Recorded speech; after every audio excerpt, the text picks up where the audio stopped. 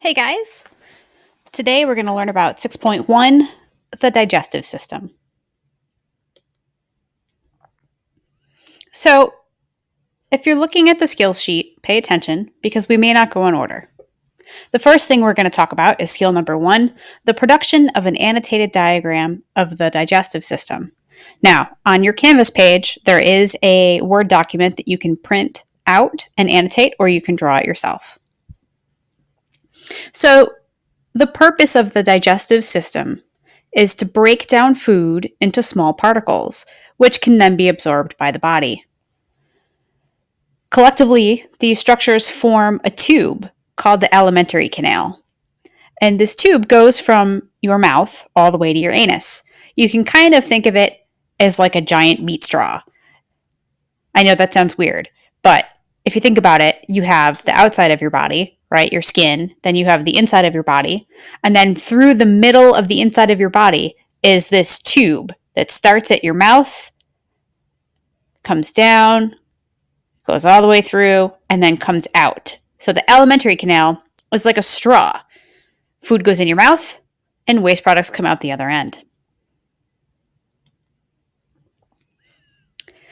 Now, there are several major structures that you have to know. These include the mouth.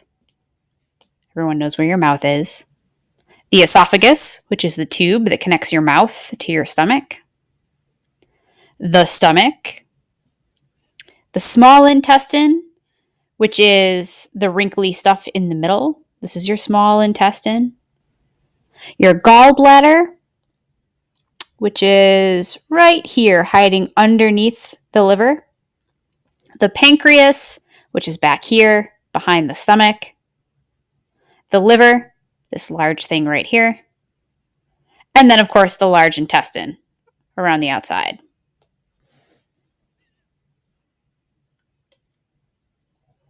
So let's start at the top and work our way down.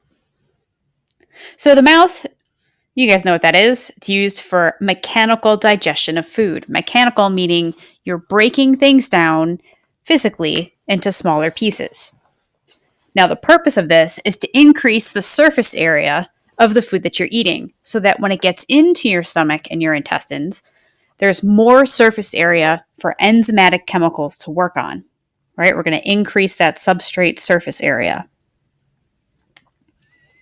The esophagus, this is what transports food down into your stomach, and that process is called peristalsis. And we'll talk a little bit more about peristalsis in a few minutes.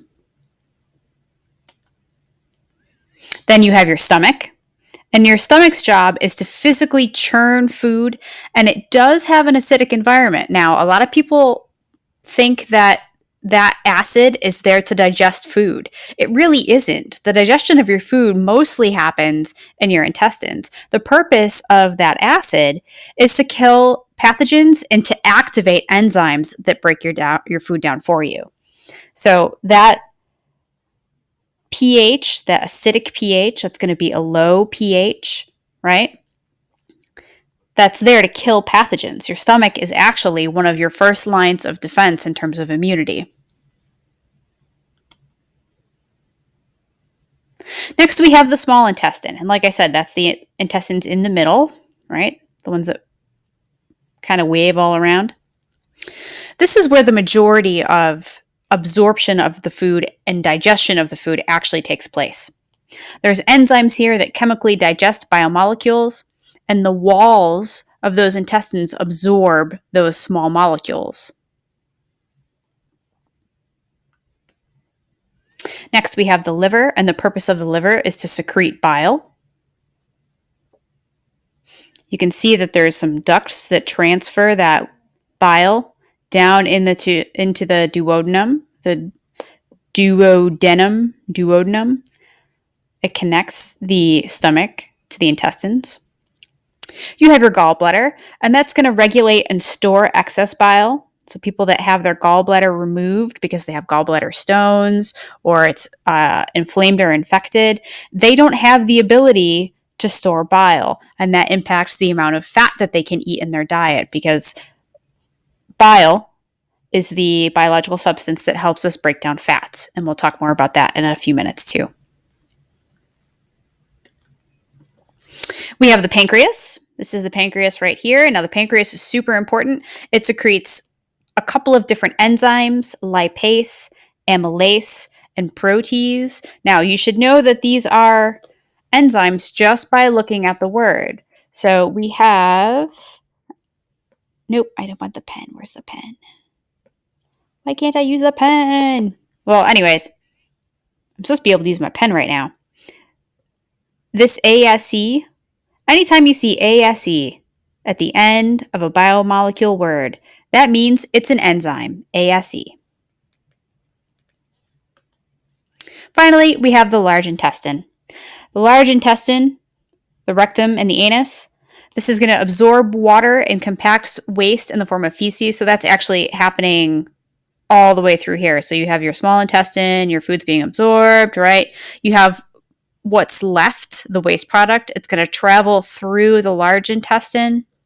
And as it does that, it's going to absorb, your body's reabsorbing some water to kind of take that water back, and it's going to compact that waste to form feces and then squeeze it out. That's why it's super important if you have diarrhea to make sure you're rehydrating, because your large intestine is not reabsorbing that water like it should, and you can become severely dehydrated. So most people, when they die of dysentery or they die of diarrhea, because you can actually die of diarrhea, you're actually dying of dehydration. So it's important to make sure that you're rehydrating.